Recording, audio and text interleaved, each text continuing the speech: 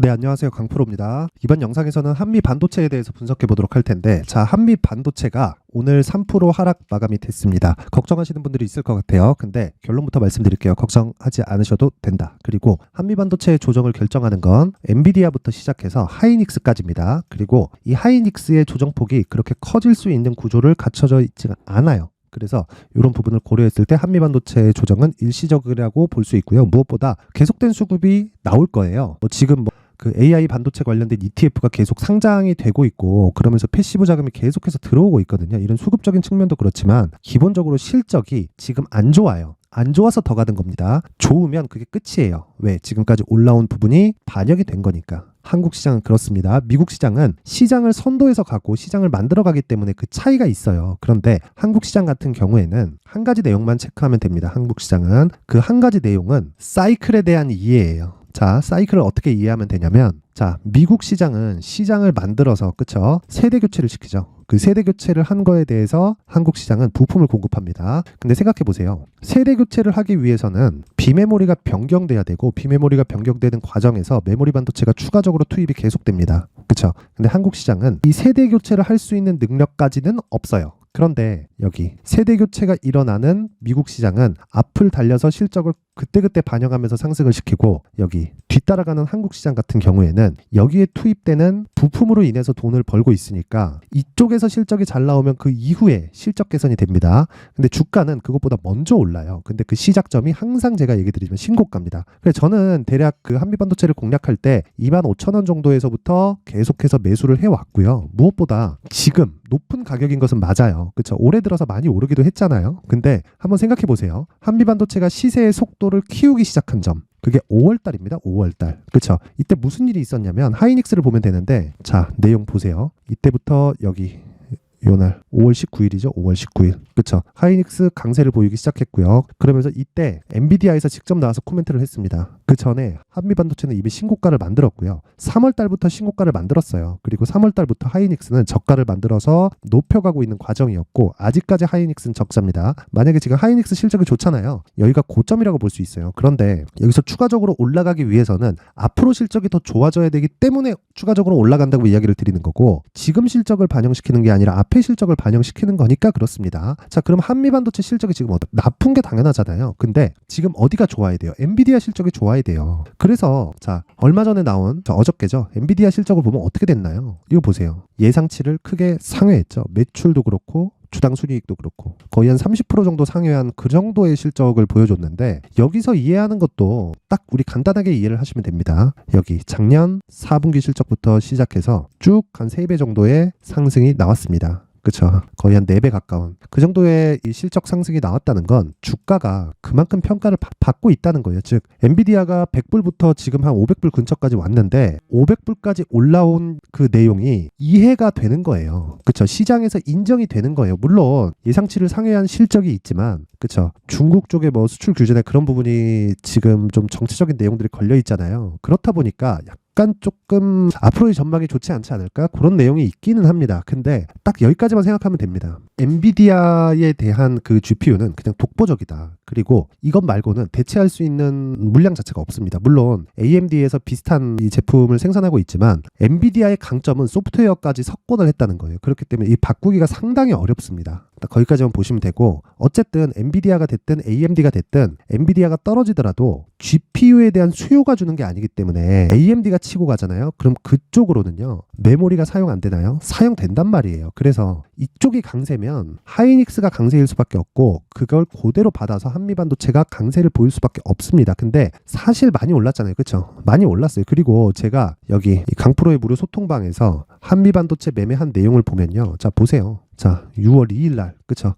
매수하겠다, 한미 반도체. 그쵸? 매수하겠다는 내용을 그대로 제가 보여드리고 있는 거고, 오늘 이야기를 한 내용도 자 보세요. 신고가 매매 한미 반도체 6월 2일 매수했고, 지금 나오는 조정은 하이닉스를 기준해서 매수 관점이다. 즉 하이닉스가 어느 정도로 조정을 받을 건지. 62평 이탈하면 어떻습니까? 그쵸? 시장이 부담스럽나요, 지금? 위쪽 공매도 다 막혀 있죠? 그쵸? 공매도는 막혀 있는 그런 상황에서 주가가 추가적으로 떨어지기 위해서는 환율이 튀어야 되는데, 환율이 튈 수 있는 환경이 되나? 안 된단 말이에요. 그쵸? 지금 비트코인이 왜 올라요? 달러에 대한 좀 신뢰가 떨어졌죠. 그러면 원화 가치가 상승할 수밖에 없는 구조고, 여기서 원화가 튄다고 하는 건 달러 가치가 올라간다는 건데, 이것도 연준에서 막아야 될 수밖에 없는 게, 지금 미국 경제가 조금씩 안 좋아지고 있는, 그쵸? 경기가 안 좋아지고 있는 그런 상황이 왔기 때문에 천천히 하드 랜딩이 아니라 소프트 랜딩을 할 수 있는 그런 여건을 마련을 해야 됩니다. 이미 물가가 잡혔기 때문에. 그쵸? 물론 지금 뭐 여러 가지 이야기들이 나오고 있지만 이쪽을 말하다 보면 너무 긴 이야기가 될 것 같고, 어쨌든 지금 중요한 건 한미 반도체를 매수하는 건 신고가 구간 이후여야 되는 거고, 이 구간에서 우리가 매수했을 때는 그쵸, 보유할 수 있는 환경을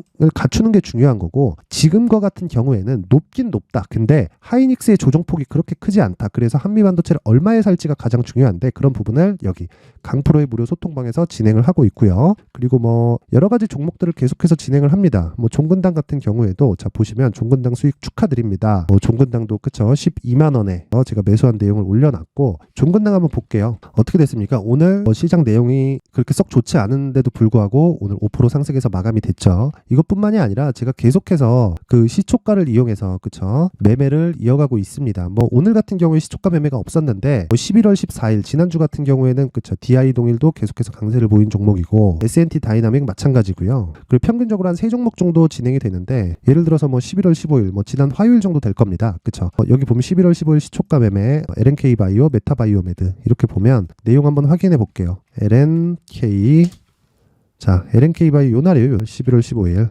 그쵸? 요날.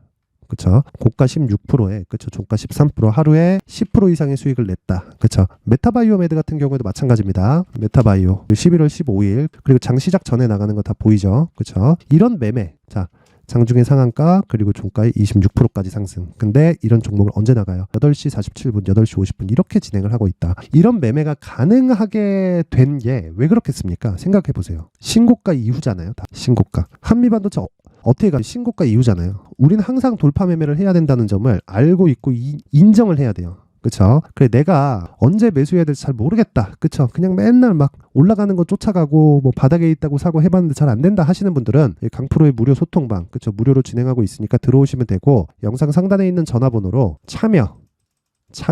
참여라고 문자를 보내주시는 분들에 한해서만 강프로의 무료 소통방 입장 링크를 순차적으로 공유를 해드리도록 하겠습니다. 자, 그리고 지금 제가 이야기를 할 때 하이닉스를 기준해서 한미 반도체를 보라 그랬죠. 가격대를. 자, 그러면 기준을 잡아야 되는 게 하이닉스인데 가격을 잡는 건 한미 반도체잖아요. 그쵸? 그러면 다각도로 봐야 된단 말이에요. 예를 들어 하이닉스가 주가가 빠졌을 때는 어떤 상황이 되겠습니까? 시장이 빠지겠죠. 시장이 빠지면 뭐가 돼요? 환율이 튀잖아요. 그러면 복합적인 내용을 이해를 해야 돼요. 이런 내용을 영상에서 이야기를 하다 보면 너무 긴 이야기가 될 수 있기 때문에 제가 이렇게 한미 반도체의 가격 그리고 단기 보유 전략을 준비를 해왔고요. 무엇보다 이 내용까지 이야기를 드리면 너무 길어질 수도 있고요. 저도 힘드니까 이 내용은 여기 제가 19페이지에 걸쳐서 준비를 해놨습니다. 진짜 한미 반도체 제가 아까 전에도 보여드렸지만 반도체 쪽은 무조건 큰 쪽부터 아래쪽으로 흘러내립니다. 그게 무슨 얘기냐면 뭐 주가가 흘러내린다 그런 얘기가 아니라 큰 쪽, 즉 엔비디아, AMD, 뭐 어플라이드 머티리얼즈 여기부터 시작해가지고 한국으로 넘어오면 삼성전자, 하이닉스 쪽으로 연결되고 한미반도체, ISC 이런 쪽으로 가는 겁니다. 한미반도체는 그 TC 본딩 장비 후공정 업체고요. ISC 같은 경우에는 테스트 업체예요. 근데 테스트도 당연히 완성된 부분을 잘 동작하는지 그 내용이기 때문에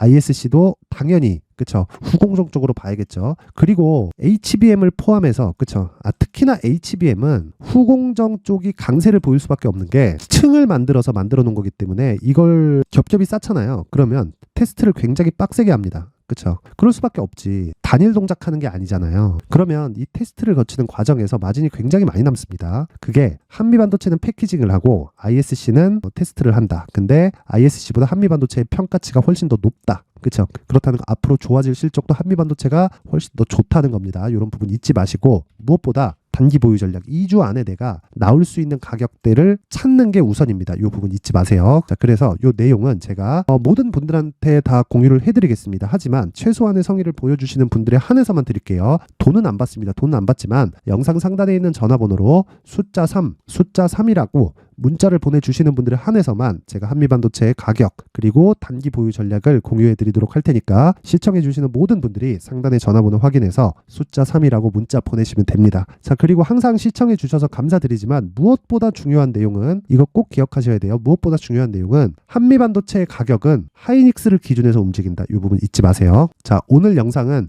여기까지 하겠습니다.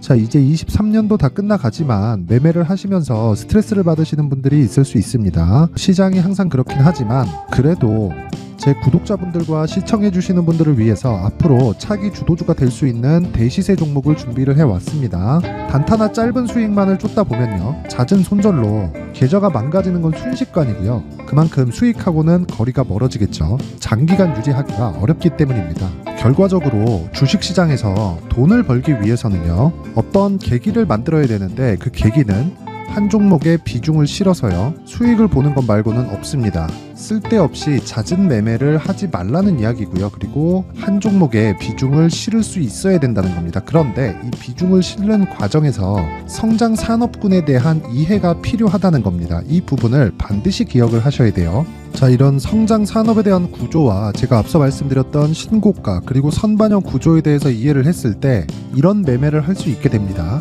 2월 7일 강프로의 대시세 종목으로 에코프로 매수가는 17만원 이에서 진행이 됐고요. 그리고 목표가는 50만원부터 자율 매도 구간으로 잡았죠. 예상 수익 범위가 200% 이상으로 되어 있는데 신고가 이후에 선반영 평균치가 200% 이상이기 때문에 그렇습니다. 자, 그런데 에코프로가 2차전지 양극재 기업이죠. 2차전지 양극재는 친환경이라는 범주 안에 속해 있다고 보시면 됩니다. 근데 제가 항상 이야기를 드리죠. 시세는 항상 연결된다고요. 앞으로 나올 대시세 종목도 이런 친환경이라는 성장 산업군에 포함되어 있어야 됩니다. 자, 이런 성장 산업군에 포함되어 있는 걸 확인한다면 이 내용처럼 세 가지의 공통점을 가지고 있습니다. 1년에 많은 종목이 발생하지 않고요. 그리고 세력들의 장기간 매집 구간이 확인돼야 되고, 그리고 상승하기 시작하면 평균적으로 3개월 정도의 상승 구간을 보이기는 하지만 제가 2개월이라고 작성을 해온 건 한 가지 내용 때문입니다. 한 달은 확인하는 과정이 필요하기 때문입니다. 이게 무슨 얘기냐면 성장 산업에 대한 부분 그리고 이런 공통점, 여기다가 기술적인 내용을 다 포함을 시키더라도 절대적으로 가격이 우선적으로 반영이 되는 것이기 때문입니다. 에코프로도 마찬가지예요. 장기간 하락하면서 최악의 국면을 거쳐왔고요. 이 구간에서 먼저 하락을 했다는 건 앞서 말씀드렸던 내용처럼 고가에 대한 부분이 아니라 저가, 즉 나쁜 부분을 반영한 이후에 신고가를 발생을 시켰다는 건 앞으로 좋을 부분을 반영이 되고 있다는 거죠. 그런데 본격적인 시세는 신고가 이후라고 말씀을 드렸고 지금은 매물 소화 과정을 보내고 있습니다. 앞서 말씀드린 대로 가격 먼저 분석을 끝냈죠. 그리고 나서는 정부 정책의 방향과 맞는지를 체크를 해야 되는 겁니다. 2023년 대시세 종목인 에코프로도요, 정부 정책의 방향에 맞는 종목이라고 볼 수 있겠죠. 물론 이런 종목들도요, 신고가 이후에 시세를 낸다는 건 반드시 기억하고 있어야 됩니다. 자, 이런 내용을 토대로 23년 상반기 에코프로와 같은 대시세 종목을 준비를 해왔습니다. 자, 하반기 대시세 종목은 영상 상단의 전화번호로 대시세라고 문자를 보내주시는 분들에 한해서만 공유해드리도록 할 테니까 영상 상단의 전화번호 확인해서 하반기 대시세 종목으로 큰 수익 내셨으면 좋겠습니다.